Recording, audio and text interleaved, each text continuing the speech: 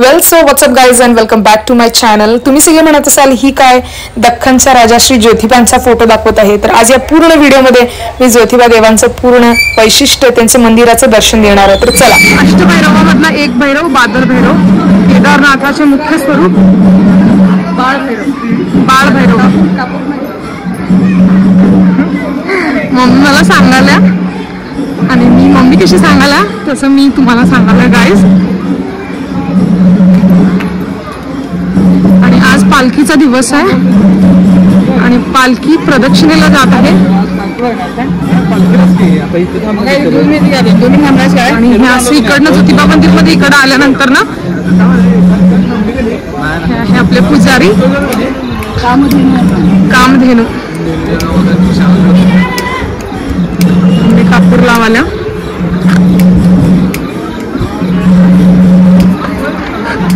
साक्षात कामधेनू भगवान तिथं वास करतोय।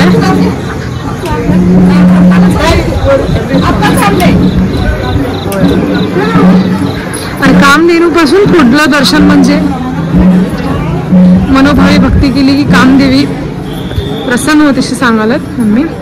आणि ही बटू रूपातली मूर्ती आणि ही आहे आपली सौदागर केदारनाथाची उत्सव मूर्ती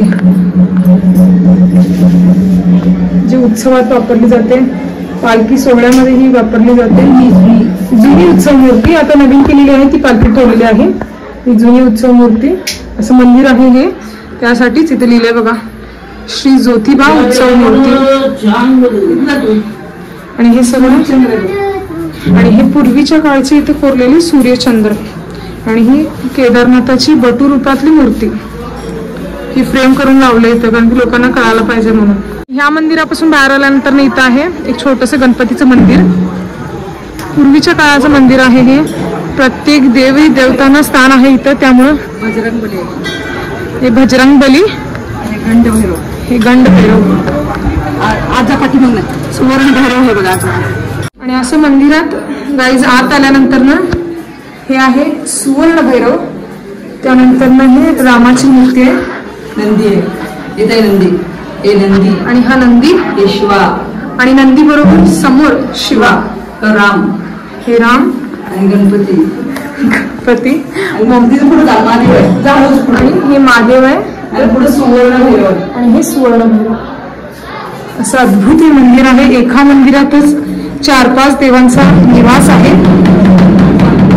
किती सुरेख आहे, एवढीशी छोटीशी छानशी अशी कोरीव कामातली नंदीची मूर्ती, त्याच्यासमोर महादेवाची मूर्ती, राम भगवान आपले राम लल्ला, त्याच्यावरच छोटीशा अशा खिंडीत म्हणजे असं देवळीत गणपतीची मूर्ती, इकडे सुवर्ण भैरव, अजून एक महादेवाची पिंडी। खूप अद्भुत असं हे मंदिर आहे। बाहेरून आल्यावर असं हे व्ह्यू ह्याचं, असं भाविक लोक असं दर्शन घेतात त्याचं।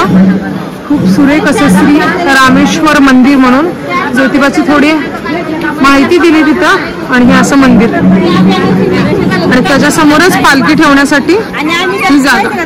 वेशभूष असं मम्मी सांगते मला, नाग मंडळ, इकडं चंद्र सूर्य तारे, इकडं खाली ज्यांना नाग दोष आहे त्यांनी इकडं स्थान करून इकडे देवाला नमस्कार करून स्थानगंगा दाखवतो। इथं भाविक भक्त जे ज्योतिबाला येतात ते स्थान करतात आणि इकडे ही ज्योतिबा भावी म्हणून ओळखली जाते, देवभावी म्हणतात। मम्मीने आत्ताच इथं कापूर लावलाय आणि जे काय त्यांचं नवस बोललेलं असतं ते नवस फेडून इकडं नाग दोष ज्यांना आहे त्याचं दर्शन घेऊन तिन्ही लोक आहेत, सत्य लोक वैकुंठ आणि इथं 3 लोक आहेत असं मला मम्मी सांगायला, सत्यलोक, वैकुंठ लोक आणि कैलास लोक। आणि नागपंचमीला खास करून त्या नागदेवताची पूजा आमच्या इथे काका आहेत, गोट्या काका, त्यांना तो मान आहे। आणि इथं पुराणात काळामध्ये इथं तुम्हाला दिसत असेल अक्षर जी कोरीव काम केलंय आणि असं सुरेख असं हे मंदिर आहे। आताच मम्मीने कापूर लावले इथं आणि नागपंचमीला ह्या नागदेवताची पूजा करतात। आणि इथं मी तुम्हाला व्ह्यू दाखवतो, असं देवभावी आहे, इकडे छोटंसं मंदिर आहे आणि देवळात खूप सारी बकुळीची झाडं आहेत जी भगवंताला आवडतात। केदारनाथ सौदागरला भगवंताला आवडते तशी पूर्वीपासून झाडं लावल्यात। मंदिर आहे, भाविक भक्त इथं बसतात। एक भैरव अष्टभैरवामधला एक भैरव आकाश भैरव वर लक्ष्मीनारायण निवास आहे म्हणून त्यांच्यावर मला माहिती नाही, मम्मी सांगाल्या लक्ष्मीनारायण निवास म्हणून. आणि इथनं आपण इकडे पुढे आल्यानंतर ना ही शनी महात्माची मूर्ती, हे शनी महादेव आहे म्हणा, शनी आहे म्हणा, शनीराजे.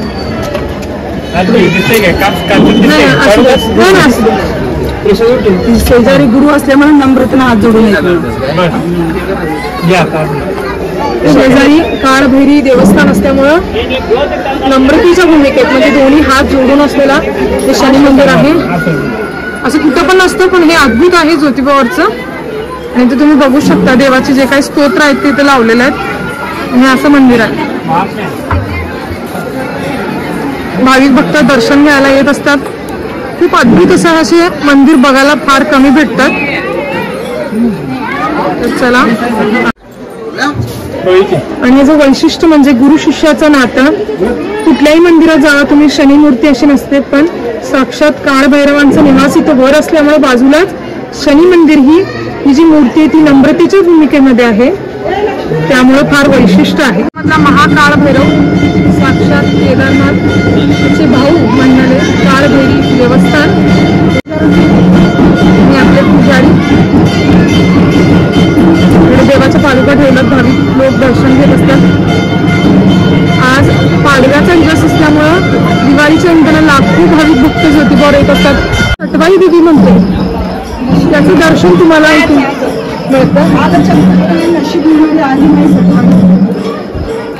इकडं कालचक्र म्हणून आहे, आदिबाई सटवाई आणि कालचक्र ते आणि कालबाई सटवाई नंदी आहे. आधी मम्मी केवढे मनापासून सांगायला हे कालचक्र आहे. जसं मनुष्याच्या आयुष्याचं जे कालचक्र आहे तसं ते नमूद केलेलं आहे मंदिर बांधताना. आणि ही आदिमाई सटवाई देवी आपण असं म्हणतो, हिंदू धर्मात मान्यता आहे, जी सगळ्यांचं नशीब लिहिते. त्यांच्या आचरणाप्रमाणे, कर्माप्रमाणे ती सगळ्यांचं उत्तमरित्या जी नशीब लिहिते ती म्हणजे आपली साक्षात आई देवी सटवाई. तर असं हे छोटंसं मंदिर आहे. आणि केदारनाथ सौदागर देवाच्या जे स्थानाचं पाणी आहे, आंघोळीचं पाणी, जे तीर्थ आहे, आपण जी भागीरथी म्हणतो, ते इथे जमा होतं. आणि गायमुखातून ते पाणी बाहेर येऊन असं बाहेर येतं. गाईज, मम्मीने मला सांगितलं होतं इथं परशुरामाची मूर्ती आहे सटवाई देवीच्या मंदिराच्या वरच. अद्भुत असं दृश्य, डोळ्याचं पारणं फिटणार असं दृश्य. आणि वर पार्वती पर शिवा, तुम्हाला झूम करून दाखवते. साक्षात कैलासावरून प्रगट झालेले पार्वती शिव ची मूर्ती. आणि गाईज, तुम्ही बघू शकता पालखी आता देवाच्या इकडं दक्षिण दरवाजाजवळ आली आहे. आणि त्यानंतर ना आता ती सदरेवरती बसायला एक फेरी झाली पूर्ण. सदरेवरती बसायला पालखी पुढे पुढे जात आहे. लाखो भाविक भक्त येतात, गुलाल धवण्याची उधळण करतात. त्यांच्या मनातल्या जे काही इच्छा आहेत त्या भगवंतासमोर मांडतात. आणि राजा आलोच असतोय देवांचं. आणि सगळ्यांचे जी भक्तगण आहेत, जे त्यांचे सगळे यातना, जे त्यांच्या मनात दुःख आहेत, जे त्यांचं काही भक्त सुखाने त्यांचे नवस बोलायला सुद्धा आलेलं असतं, पण भगवंत प्रत्येकालावर प्रेम करतो. आणि प्रत्येकाची जी काही मागणी असते ती पूर्ण करायलाच देव बाहेर आलेला असतो. पालखी सोहळा निघतो आणि देव सदरेवर बसून प्रत्येकाच्या आयुष्याचा न्यायनिवाडा करून त्याच्या कर्माप्रमाणे, आणि कुणाचं कर्म चुकलं पण देव त्याला माफ करून प्रत्येकाला उत्तम बुद्धी, उत्तम त्याच्या आचरणाप्रमाणे, उत्तम त्याचं जे काही कार्यभाग आहे ते बघून भगवंत प्रत्येकाला साथ देत असतो. आणि गाईस, तुम्ही बघू शकता आहे ही उत्सव मूर्ती केदारनाथ सौदागरांची साक्षात उत्सव मूर्ती जी पालखीमध्ये आहे. आणि त्याचा व्हिडिओ करायला गुरुवांनी मला दिला, त्याच्याबद्दल मी त्यांची खूप आभारी आहे. तुम्ही बघू शकता देवाला कसं ढोल नाद्य ह्याच्या पूर्ण ह्या जल्लोषामध्ये देवाची पालखी निघते ज्योतिबामध्ये. आणि दसरा झाल्यानंतर ना प्रत्येक रविवारी पालखी असते ज्योतिबावर. जे तिकडचे स्थानिक लोक आहेत ते सगळे येतात.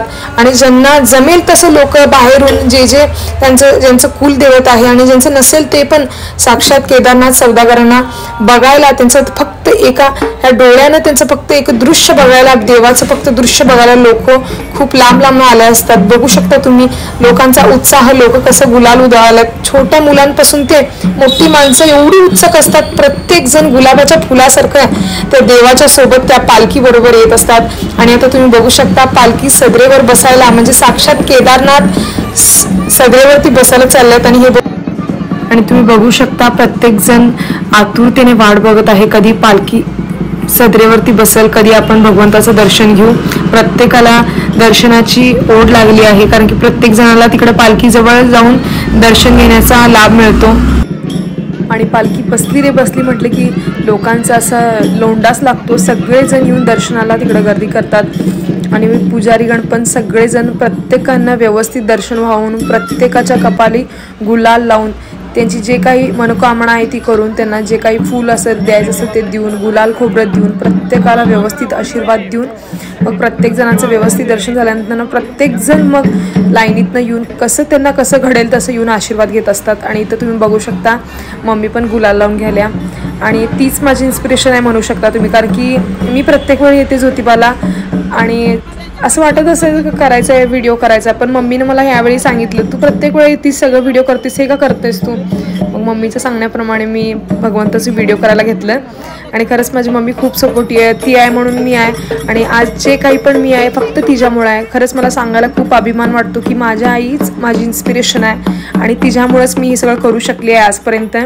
आणि तिच्यामुळं मला खूप आजपर्यंत मान सन्मान मिळाला. सगळ्या घरातल्या स्त्री साक्षात केदारनाथ दख्खन राजांना महानैवेद्य घेऊन येत असताना ह्या गावातल्या महिला आहेत.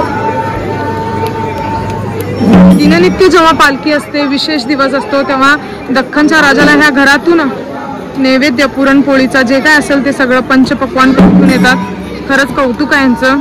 साक्षात केदारनाथ इथं बसलेत सौदागर दख्खनच्या राजा. आणि ज्या पण घरातल्या स्त्रिया आहेत त्या दख्खनच्या राजांना नैवेद्य दाखवून मग घरी घेऊन जातात नैवेद्य. आणि मग द्यायचं असेल तर तिथं कोणी घेत असेल तर घेतात. आणि तुम्ही बघू शकता हे प्रत्येक जण आपल्या जे पण गावातली लोक आहेत, ज्यांची गाय असू दे, म्हैस असू दे, संध्याकाळी गरम दूध काढल्यानंतर ते लगेच देवाला नैवेद्य दाखवायला आणतात आणि जिथे जे मेन पुजारी आहेत त्यांना देतात. नाहीतर कोणतरी पीत असेल प्रसाद म्हणून तर त्यांना देतात. खरंच हे खूप कौतुकास्पद आहे. आणि त्यानंतर आता मी हे तुम्हाला आतलं दर्शन दाखवत आहे. जेव्हा तुम्ही मेन ज्योतिबा मंदिरमध्ये येता दर्शन चालूच होतं तुळशी कट्ट्यापासून. हे तुळशीचं रोपटं इथं लावलं जातं आणि त्यानंतर हे पुढे बघू शकता तुम्ही इथं. आणि त्यानंतर तुम्ही इकडे पुढे बघू शकता हे नंदी भगवंताचं मंदिर आहे आणि ह्या दोन नंदींचं नाव सगुण निर्गुण नंदी आहे. दोन नंदी देवाचं ते दर्शन होतं. सांग मला महाराज, सांग मला.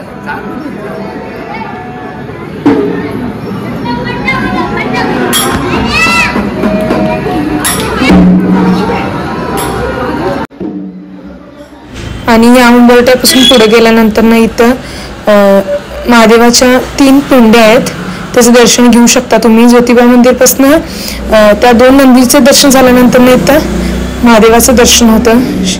शिवाची इथं पिंडी आहे, शिवलिंग आहे आणि 3 प्रकारचे शिवलिंग आहेत. आणि खरंच हे खूप असं साक्षात असं केदारनाथला जाऊन आल्यासारखं वाटतंय. तुम्ही खरंच ज्योतिबावर एकदा आला तर तुम्ही सगळे जे पण हे माझे व्हिडिओज बघता तुम्ही नक्की इकडं ज्योतिबाला एकदा भेट दिल्यानंतर तुम्ही नक्की या मंदिरानं जावा. आणि तिथनंच पुढे जर आल्यानंतर गणपतीचं मंदिर आहे आणि एवढ्याशा असं देवळीमध्ये किती छान गणपती असं आहे बघा की तेवढ्याशाच त्या देवळीत कसं त्या पूर्वीच्या काळी कसं छान असं कोरीव काम करून त्या देवाचं तिथं प्रतिष्ठान केलं असेल खरंच. आणि तिथून पुढे आल्यानंतर तुम्ही साक्षात देवी आई चोपडाई देवीचं दर्शन घेऊ शकता, जी ज्योतिबाची आई आहे, बहीण आहे, सगळं देवाचं सर्वस्व आहे.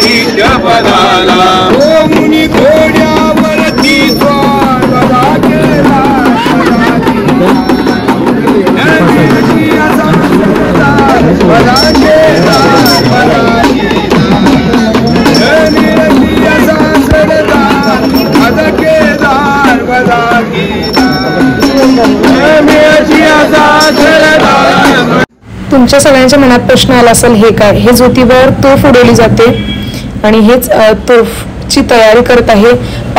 तोफ उडाल्यानंतर लगेच पालखी सदरेवरून उठून आत जाते.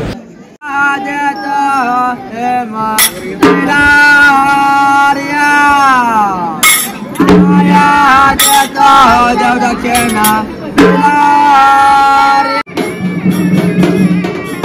मगाशी सांगितल्याप्रमाणे पालखी आता सदरेवरून जिथे बसली होती तिथनं आत आली आणि इथे 2 मिनिटं विश्रांती घेऊन बघू शकता तुम्ही ढोल नाद्याच्या जे काही वाद्य आहेत त्याच्या आवाजात भगवंताचं गाराणं म्हटलं जातं, भगवंताला आत आणलं जातं. त्यानंतर ना आता पालखी आत येऊन आरतीला सुरुवात होणार आणि सगळेजण बघू शकता तुम्ही सगळेजण गुलालात न्हावून गेलेले आहेत. भक्तजन दर्शन घेण्यासाठी आतुरतेने आत जात आहेत. इथं मेन पुजारी थांबलेत आणि तिकडनं ज्योतिबा मंदिरमध्ये मेन इथे हे 2 गणेश मूर्ती आहेत आणि त्यानंतर तुम्ही थेट इकडे आल्यानंतर ना साक्षात केदारनाथ दख्खनच्या राजाश्री ज्योतिबांचं दर्शन घेऊ शकता. असं बघू शकता तुम्ही साईडला असं चांदीची प्रभावळते नाही आणि तिकडनं आत गेल्यानंतर हे आतलं दृश्य, हे आतला गाभारा म्हटला जातो ते आणि साक्षात केदारनाथ सौदागरांचा वास होतो इथं. हेच दख्खन केदार, हेच आमचे सौदागर आणि तुम्ही बघू शकता प्रत्येक जण दर्शनानं आणि आतुरतेनं सगळेजण आरतीची वाट बघत आहेत आणि ते हनुमान मंदिर होतं आणि हे कोल्हापूरची महालक्ष्मी आई देवी महालक्ष्मीचं इथे एक स्थान आहे. इथं पण मंदिर आहे आणि तुम्ही बघू शकता आता पालखीतली उत्सव मूर्ती आत येत आहे आणि उत्सव मूर्ती आत विराजमान झाल्यानंतर मग पालखीला सुरुवात होणार आणि त्यानंतर मग जे काही भक्तजन आहेत ते आशीर्वाद घेतील आरती झाल्यानंतर आणि बघू शकता तुम्ही पालखीतली ही उत्सव मूर्ती प्रत्येकाला गुलाल लावला जातो चरणाचा. प्रत्येक जण दर्शन घेतात. खरंच हे डोळ्यानं बघितल्याशिवाय तुम्हाला कळणार नाही हे जे काही चालू आहे ते. खरंच डोळ्याचं पारणं फेडणारं दृश्य आहे तुम्ही बघू शकता आणि आता आरतीला सुरुवात होतं.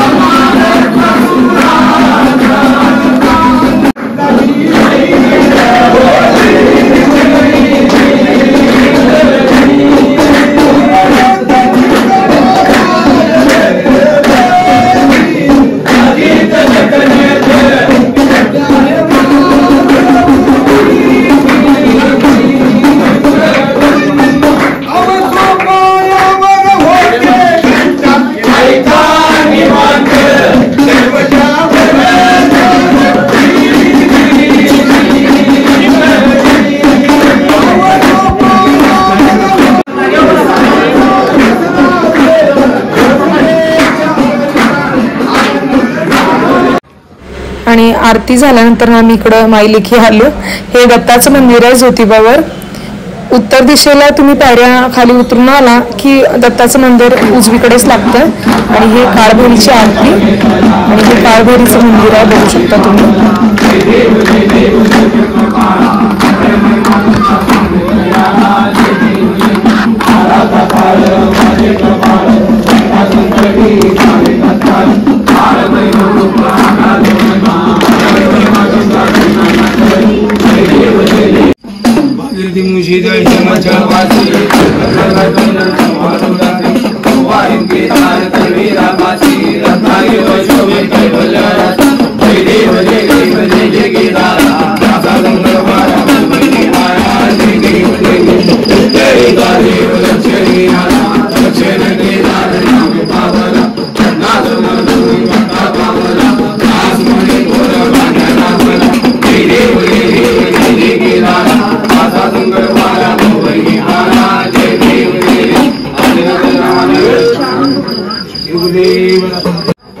आणि जी आता आरती झाली तेच मंदिर. हे शिवाची पिंडी आणि गणपतीचं मंदिर आणि नागदेवताचं मंदिर पण आहे इथं. आणि हे आदिनाथ, साक्षात आदिनाथ भगवंताचं हे मंदिर आहे.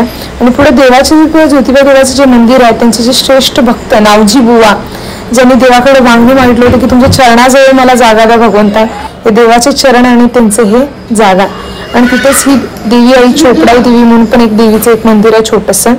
आणि हे या पूर्ण ज्योतिबा गावाचं जे ग्रामदैवत आहे ते हे ग्रामदैवत. आणि हा होता माझा ज्योतिबावरचा व्हिडिओ जे मी केलं होतं. आणि हे तिथलेच मारुती मंदिर. तर मला हा व्हिडिओ कसा वाटला नक्की मला कमेंटमध्ये सांगा. माझ्या चॅनलला सबस्क्राईब करायला विसरू नका. आणि असेच सगळे चांगले व्हिडिओ घेऊन मी तुमच्यासाठी भेटते पुढच्या व्हिडिओमध्ये. आणि तोपर्यंत सगळ्यांना धन्यवाद. Thank you so much for watching.